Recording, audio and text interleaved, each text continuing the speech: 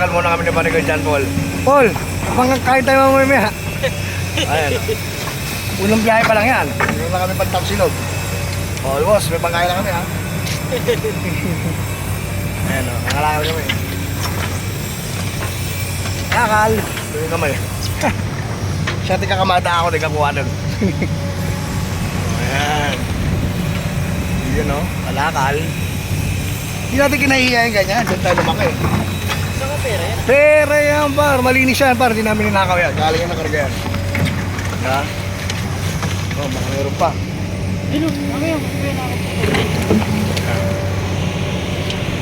Puntahan ko lang mga lupa. Yun o. Mga tansya ko dito, meron na itong mga 2 tan mahigit yan. Ha? May 2 tan mahigit na yan.